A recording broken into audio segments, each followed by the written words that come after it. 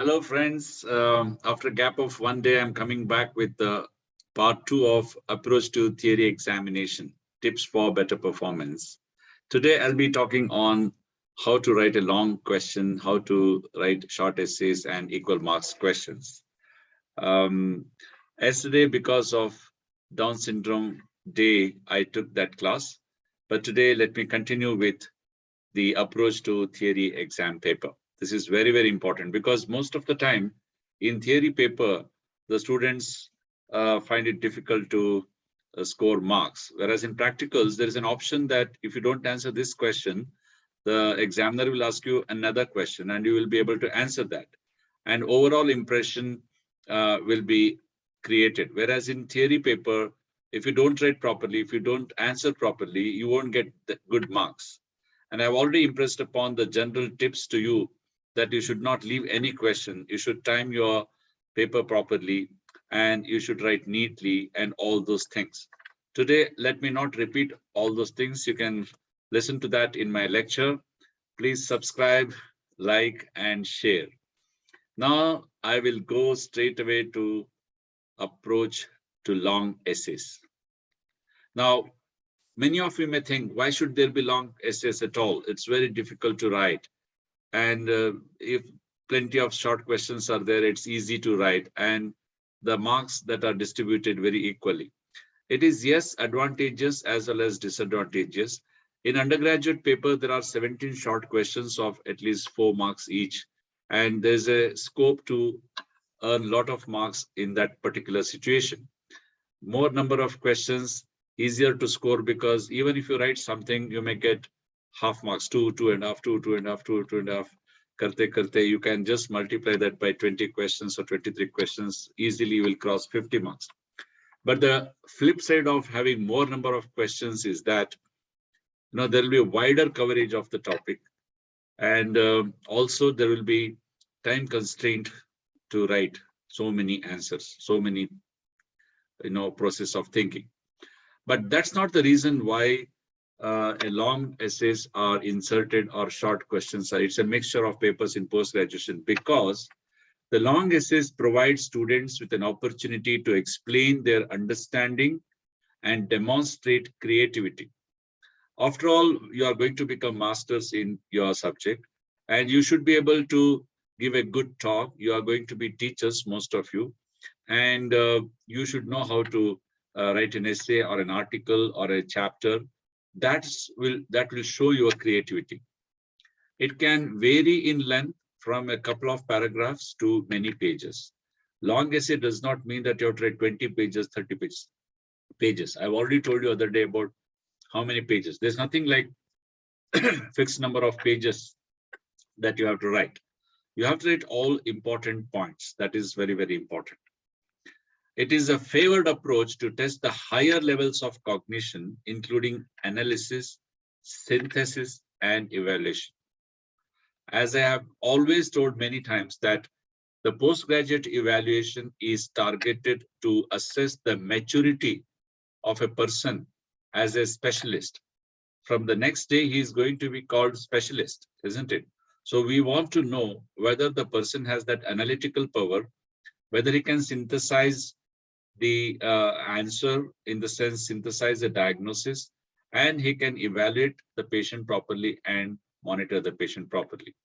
Whereas in undergraduate level, it is just the knowledge, and knowledge, mostly, that is tested. Recall memory, most of the time, even though a little bit of analytical knowledge is assessed, but most of the time it is just the knowledge. Here it is not just that.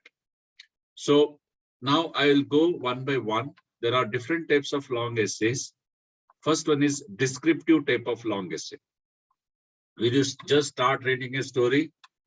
Don't do that. Just because it's an essay, it doesn't mean that you keep on writing.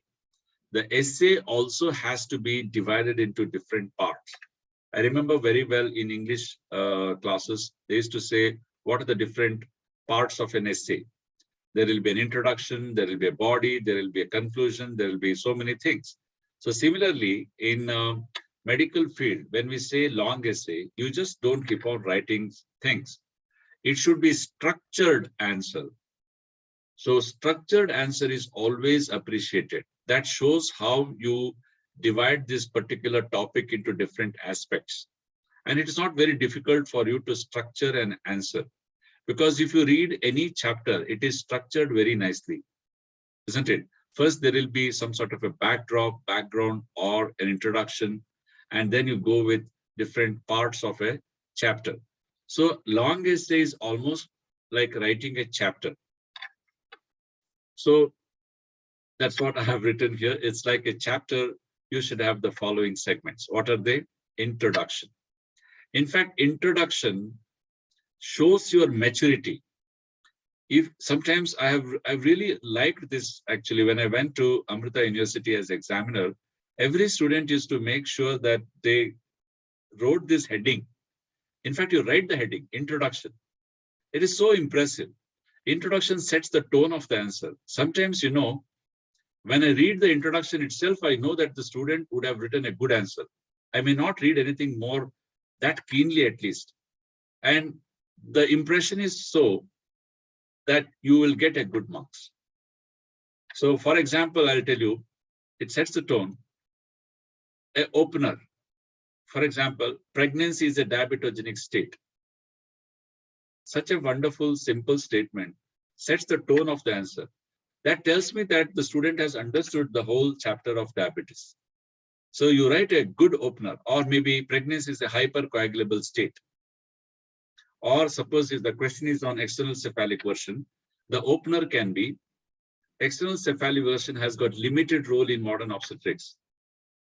That is enough for me to understand that this student has understood all aspects of external cephalic version or about diabetes. So then I will just read faster. See, when we go as external examiners, especially, we don't have much time.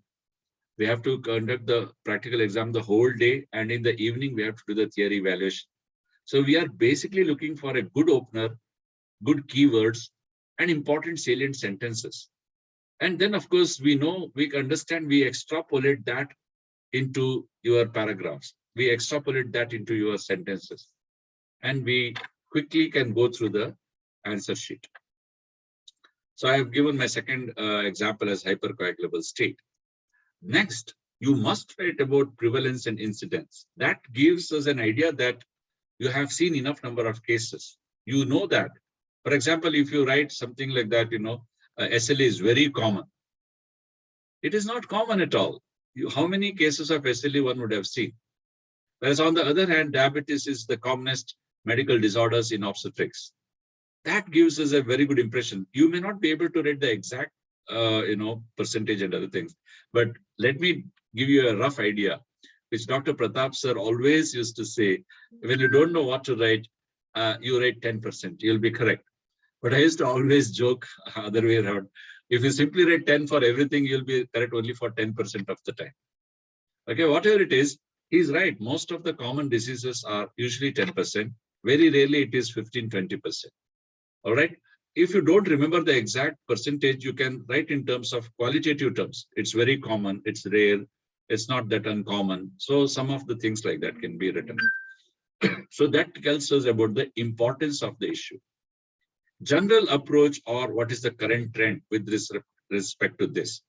So for example, if I elaborate on the same long essay on diabetes, I could say the general approach or the current trend is to start oral anti-diabetic agents as the first line of management, like we used to do insulin. Or you can say insulin and oral anti-diabetic agents, either of them can be used as the first line of management. That's the current trend.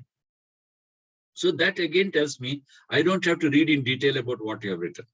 You have understood the trend. So that's how you should try to pick up the important part of the topic when you're reading. That's why I was telling you, you should start reading from day one. When you start reading from day one, you understand the important aspect of it. You can read slowly and you can catch. So that's what I always tell the students. You should catch the neck of the subject. Have you seen the animals when they chase the predator, their prey? The predators will first catch the neck of the animal, and that's it. And then the animal becomes immovable. So you should catch the subject by its neck. So again, as I have given here, external version has limited role in select cases. So that tells us the current trend. Definitions and terminologies. Earlier, I used to hate definitions, but now I realize definition is such an important part of a chapter. In fact, definition tells everything about the chapter. I used to ask jokingly, what is the definition of definition? Anybody knows definition of definition? My wife taught me this actually. She's the dean of dental college in Manipal. She told me definition of definition is maximum expression with minimum words. Isn't it wonderful? So you give maximum expression with minimal words. So it gives the concept that you have about the topic. So by this time itself, when you give a good introduction and when you give the prevalence and general approach and the definitions, I don't have to read rest of your answer.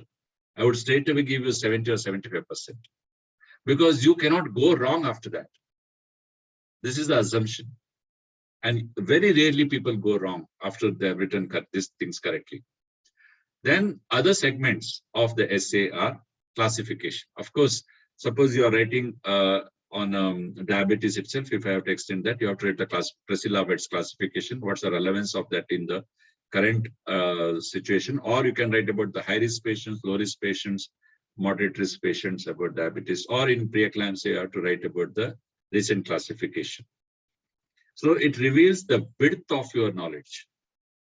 Then you write about the etiology. What is the cause of this particular problem? Suppose, if they talk about the prevention of preeclampsia or diabetes, the management of hyperglycemia. So you can start with these kind of things. Little bit, you don't have to write in detail. Nowadays, the long essay question also is not open-ended. I hope you know what is the meaning of open-ended. Open-ended question means write about diabetes. You don't know how much to write. In fact, I had such a question. I told you, when I was PG, we used to have 35 marks long question. Write the management of diabetes. This is the exact question I got. I started from pre-pregnancy management. Those days, such answers were not thought of. Nowadays, we talk about pre-conceptual counseling. It's a very important issue and all that. But I started from pre-pregnancy management of diabetes. Then my teacher told me, who evaluated the paper, it was one of the wonderful answers that she read. So, but nowadays, the long essay questions are nicely framed. They tell you that write about the etiology, clinical features, pathology or pathogenesis, and clinical features, and then management. So it is already defined. What are the components they expect? But if it is not defined, you make your segments. It shows the concern to prevent. When you know the etiology, you know the management. That's exactly right. See, when you don't know the etiology, there will be theories, and the management also varies. For example, typical example is preeclampsia only. You don't know the exact etiology. That's why you are not able to prevent. Then you should talk about pathophysiology. You may not know the actual etiology, but if you understand the pathophysiology, you can still treat the disease. I'll go with the same example, preeclampsia. We don't know exactly why it is happening, but we know what happens in preeclampsia. As a result of this, we are able to control that. We know that there is hypertension. We control that hypertension. We know that there can be eclampsia or hemorrhage that will give rise to convulsions. So we can give anticonvulsive therapy. And we know exactly that the whole pathogenesis can be reversed by delivery. So we go for delivery. So what if I don't know what exactly causes the preeclampsia? But if I know, that's nothing like that. That's the best. I know what causes eclampsia, so I can prevent eclampsia. All right. Okay. So in-depth understanding of the subject you get by understanding pathophysiology. Then, of course, you have to write clinical features that will tell you about how you diagnose that condition. So it tells you about the clinical acumen to diagnose. Again, same thing. How do you diagnose preeclampsia? By hypertension 140/90. Then now earlier we used to say proteinuria and all that, 300 milligrams in 24 hours urine and all that. But now we know any of the symptoms, the derangement of RFT, derangement of LFT, there could be pulmonary edema. These are all, any one of them or all of them. So when you know that clinical features, you can diagnose everything. See, one day one undergraduate student asked me, sir, what is the difference between theory and clinics? And in OBG, you mostly teach us theory only, because whatever may be the case, there is only one abdominal examination, that is obstetric examination. And in gynecology also, for undergraduates, there's hardly any examination that we teach. Even for post-graduation, there's nothing much. Unlike in surgery, everything is different. The examination of ulcer is different, examination of a wound is different, examination of a swelling is different. In orthopedics, for each joint, there is a different type of examination. And in medicine, though, respiratory examination is different, heart examination is different, CNS is different. So many things are there. But in OBG, it's mostly theory. Then I told him, whether it is medicine, OBG, surgery, pediatrics, there is no difference between theory and clinics. He was shocked. What do you mean by that, sir? I told him, unless you have theory knowledge, you don't know what to look for. Whatever mind does not know, the eyes cannot see, or ears cannot hear. Or else you hear, but you don't know what you are hearing. Unless you know that in a particular disease, there's an opening snap and a particular type of murmur, you don't know how to diagnose, what to diagnose. You should have a theory knowledge. So theory and clinics will go hand in hand. So unless you know, you can't diagnose. So then, of course, the investigations definitely help us in coming to a conclusion or diagnosis. So you should know what investigations to be done. And again, like undergraduates, don't simply throw the words. And they will start from CBC, they will go till the CTMRI. And then they will ask the examiner to choose whichever is correct. That's not a good approach. A postgraduate will categorize the investigations, and accordingly, he will write investigations under different categories.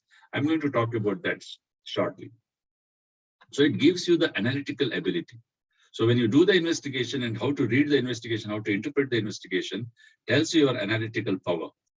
Then finally, of course, there's no point in just diagnosing and analyzing. You should know how to manage it. So that is the one which tells us about your practical maturity.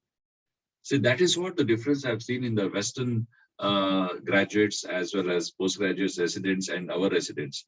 They may not sometimes know very detailed things about in-depth theory. Sometimes they may not know. They know what is important, but they may not know the actual theory part of it.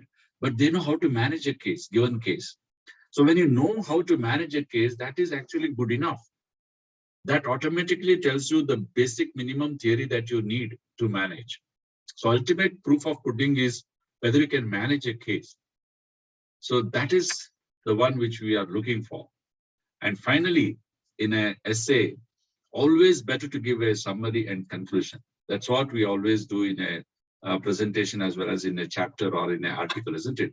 So finally, you should give a conclusion saying that even though pregnancy is a diabetogenic state, coming back to the original introduction what you gave, by understanding the pathophysiology and mechanisms of why there is diabetes, and which is basically because of insulin resistance, by giving insulin sensitizers, we can have a good control over the diabetes, and having a good control is very important to prevent maternal complications and fetal complications.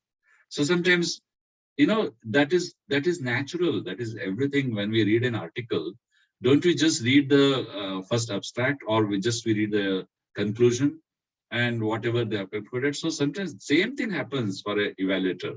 You will just read the initial part of the answer, then you will read what he has written in the end. In between, if we have a lot of time, some evaluators just read word to word, sentence to sentence, and they will see what exact mistakes you have done. There are people like that. There are evaluators like that.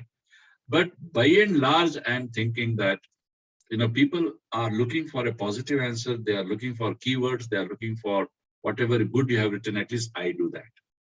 I am not purposely trying to go and find out what wrong or what mistake you have written.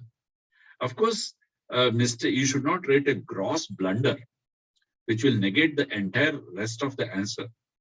And blunder is something which is not acceptable at all. But a small error here and there, you have made a small mistake in the number, percentage, and all those things, we are going to ignore that. So it gives the overall impression. I hope you understood how to write a long essay now. So I will now go give another example, descriptive long essays. you can actually quote landmark studies or RCTs. That gives you extra edge. If you are vying for a gold medal or a best outgoing student, or Dr. Padma Rao Best Resident Award, or whatever it is. So there you have to quote the RCTs. You have to quote, and it's not very difficult. There are only 50 landmark studies. In fact, one of my postgraduates in Manipal said, "Sir, please take a lecture on landmark studies." I'm going to take. I'm preparing that. It's not very easy to prepare that, but I'm preparing that, and I will definitely give you that lecture.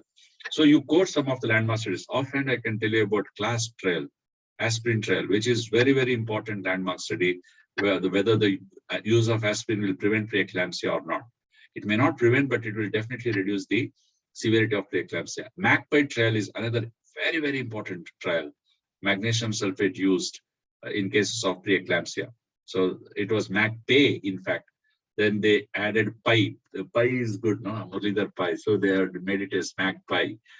PIE made. It was originally MAGPE only.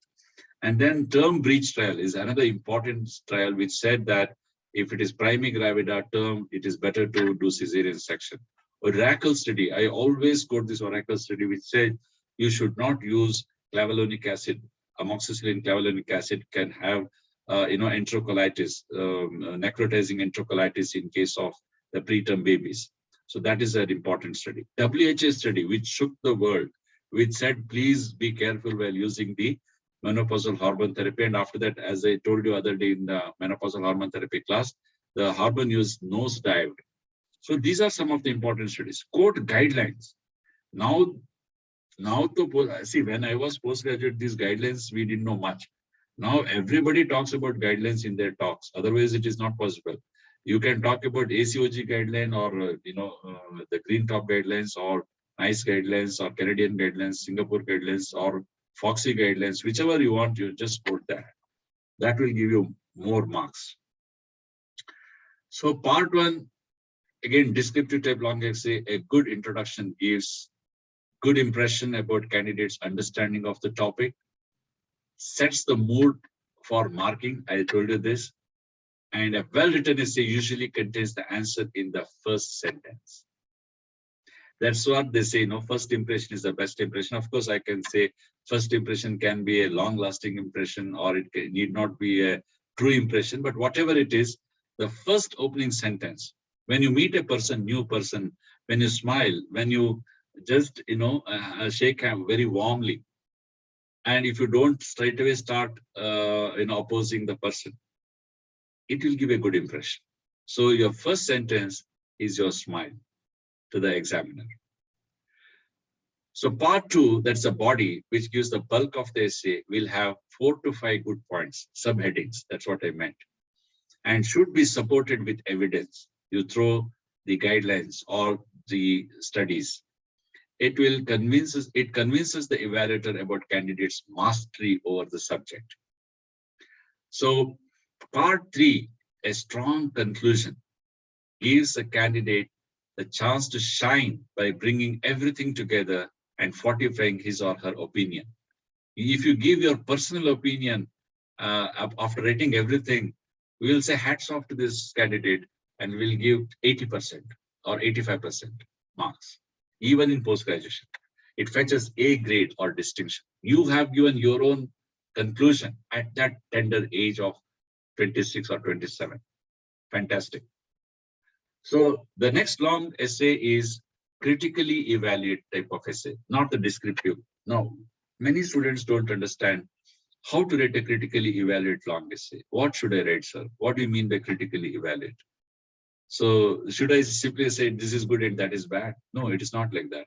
Critically evaluate, for example, the usual question is critically evaluate total laparoscopic hysterectomy or laparoscopic assisted vaginectomy versus transabdominal approach hysterectomy. So what are the things you should write? Here, what each one means, first you should describe. What do you mean by LAVH? What do you mean by TAH? Describe that. Next, you write what are the specific indications for laparoscopic hysterectomy and specific indications for abdominal hysterectomy, and are there any contraindications for each one of them? That you should write. For example, if the patient is very obese, some people say laparoscopic approach is better because otherwise you will have to, do the laparotomy. Some people say if you don't have a proper instrumentation, obese patients are better to open. You can give your opinion. Advantages and disadvantages of each you must write. What are the specific advantages of LAVH? What are the specific advantages of TH? For example, suppose if it's a cancerous patient, you may want to do open to do a good job. But nowadays, of course, even a radical hysterectomy is done laparoscopically.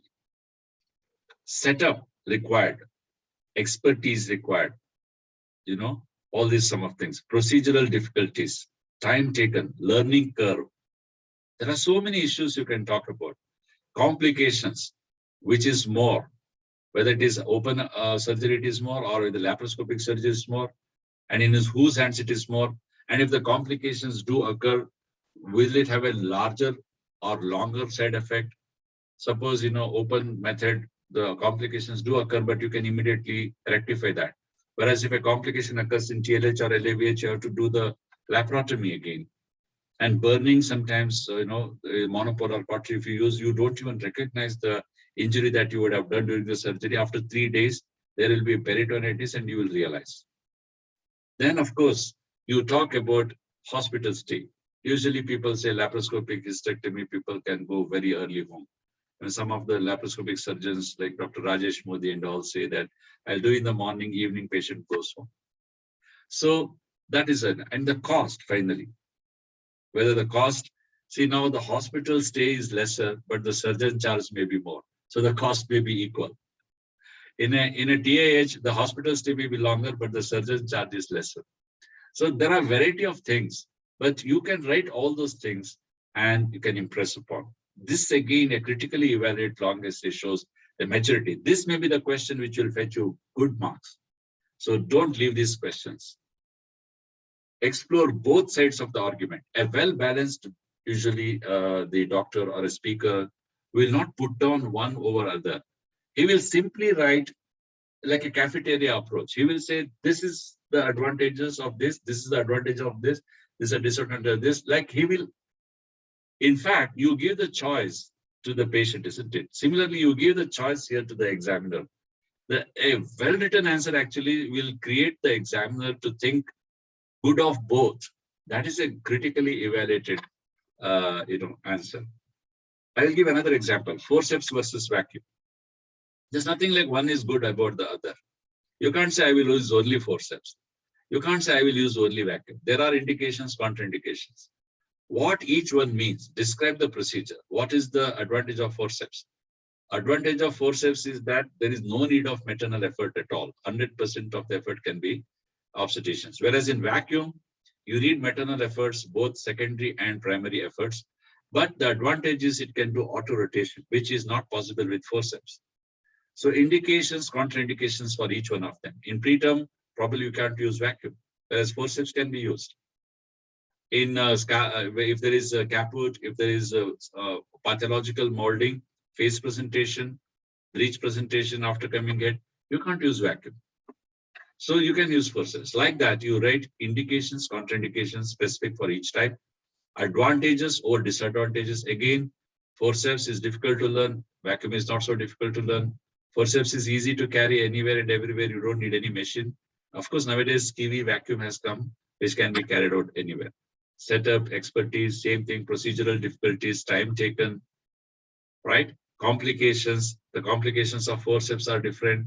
It includes maternal, fetal complications, fractures, whereas vacuum will have its own complications. There can be sometimes even a reversible retinal detachment. We have seen that.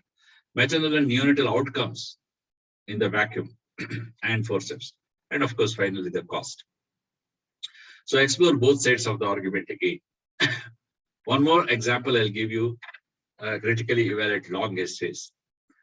I'm going slowly, but I can't help it because I want to really explain to you so that now you know the knowledge, but you know how to put it.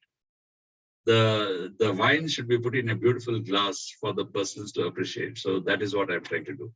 Surgical versus non-surgical management of fibroid.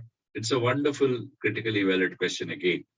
So what each one means, describe the methods, what are the different options in surgical, what are the different options in non-surgical management, indications for each one of them, okay, and contraindications, especially advantages, disadvantages. The surgical means obviously, you have to open the surgery. There are contraindications for surgery, medical fitness, and all. Non-surgical maybe MRG, FUS, or uterine artery embolization. So all these things are again, when you talk about MRG, FUS, uterine artery embolization, you need a setup, you need expertise. Again, procedural difficulties. There are so many contraindications for that. Time taken, whether you can shrink it completely or not. What are the complications? If there are additions, you can't do MRG, FUS, whereas surgery can be done still with a meticulous surgeon. Maternal and neonatal outcomes, of course, this doesn't come here. What I mean is later, after surgery. Suppose you have done a myomectomy in that way, then there can be rupture uterus in obstetrics future. Cost is a big factor. Explore both sides of the argument again. And there can be a question on recent advances, long essay on recent advances, what you are supposed to write. Newer procedures, instruments, management protocols. These are all the typical questions in recent advances. So you have to describe what is it, new procedure or a new instrument or a new management protocol. What are the advantages of this new procedure or an instrument? What are the controversies around that? And what are the limitations of this? What are the complications and availability, whether this is available across the world in India, and in India, whether it is widely available or not, and what's the cost of this. So these are the subheadings. I'm not going to explain because it's an open-ended question, but these are the some subheadings under which you have to write this. Some studies done recent in under these procedures or instruments and protocols, that also you can quote. So quote recent studies and articles for an added advantage. Now case-based long essays also come. So what are they? They are sometimes called double jeopardy questions, in the sense they'll give you a case and they'll say, what is the diagnosis and what is the certain investigation. Now, if you go wrong with the diagnosis, entire question is answer will be wrong. That's what is called double jeopardy. So nowadays, that's why an intelligent question paper or a balanced question paper will not say or not force you to say what is the diagnosis. It will simply say what's the differential diagnosis, or how will you proceed from this? What's the next step? So that is ideal. Understand the case well and come to a diagnosis. Sometimes it is better to give differential diagnosis and talk about both. So, it is, but sometimes it is very obvious. Diagnosis is very obvious. But that we give such a obvious diagnostic case only for undergraduates. For postgraduates, sometimes you can argue both ways. As long as the evaluator is convinced, that's okay, fine. Give differential diagnosis. Spell out approach to rule out the differential diagnosis. Suppose you can't make out what's the diagnosis here. Then you say, show your maturity. This is the differential diagnosis, and this is how I will rule out one over the other. Okay? And give the treatment options. If this is the diagnosis, this is the treatment, this is the diagnosis, this is the treatment. That's a smarter way. Show communication and counseling skills. So in a case-based long essay, show clinical acumen, efficiency in handling any case. So final tips for long essays is that it need not be pure theory. Show your clinical maturity. Go by the clinical steps. Convert theory question into clinical case, which you have managed. Sometimes you don't know how to exactly write a theory answer. So if you don't know what to do, what to write, simply convert that into a clinical case. In the clinical case, there are set patterns, isn't it? So what is the history? What is the medical history? What is this one history? Then physical examination, then comes investigations, then automatically you will be able to write something. History, etiology, symptoms, examination, investigation, and management. Recall ward rounds, what somebody would have discussed something with you, lectures that you heard in a webinar, or lecture series 2022 from Muralidhar Pai, PG seminars, case discussions, etc. So you will be able to write something. So now I quickly go to short essays. I have 5 minutes or so. I think this is not difficult. I've explained everything. The general tips is do not write like long essays. Don't waste your time. And you have to stick to the time. Just write in point words. There's nothing like 1 page, 2 page, 3 page.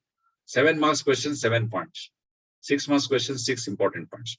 Do not exceed the time allotted for each short essay. Do not leave any question. I will underline that, or I will highlight that. Do not leave any question. This is where you will score marks, short essays. Write under side headings aspects of topic depending upon the marks allotted. As I said, 7 points for 7 marks question. Be short and to the point. Don't be descriptive here. This is not long essay. There's no need to describe. Use flow charts and line diagrams in plenty. I'll give you some of the examples. Short essay on dermatitis. What you should write. Epidemiology, age and incidence, 1 point. Classification, clinical features, diagnostic investigations, complications, management and prognosis. 7 points, 7 marks. Physiological anemia. Define it is when it is seen. What is the cause? Criteria, concern, management. You get full marks. Investigations for anemia. Don't write just number of investigations. Categorize them. The investigation done to know the degree and grade of anemia, to note the type of anemia, to note the cause of anemia, and like that. So it gives a beautiful impression. Antihypertensives. Write the classification, drugs used in pregnancy, short description of each, dosage, mode of administration, advantages, side effects, and contraindications. 7 points, 7 marks. Episiotomy, what is it? What are the types, indications, procedure, anesthesia used, layers cut, sutured, material used, complications. There you are. IVF, what is it? What are the indications, steps, indication protocols, OPU, ICSI procedure, ET procedure, luteal support. Enough to write. And intrauterine transfusions, what is it? What are the indications? What is the procedure? Ultrasound guidance, calculation of dose, complications, need to repeat, prognosis. So write under subheadings and points, you will get marks. Shoulder dystocia, what is it? Incidence, this shoulder dystocia drill, what are the maneuvers done? What are the complications? What is the prognosis? So finally, I'll come to equal marks question. It's very easy. Allot equal time, extended short essays, and use tips of long essays again here. Introduce the topic, right? 6 to 7 subheadings, code studies, guidelines, draw flow charts, and line diagrams. It's a mixture of both long essay and short essay. And write concluding remark. Don't forget that. So this is the line diagram that you can draw about the mechanism of labor or the fetal head. So absolute don'ts. Do not cheat. Do not write wrong answers just to increase the number of points. If you don't know the 7th point, don't write. Do not answer what is not asked just because you don't know what is asked.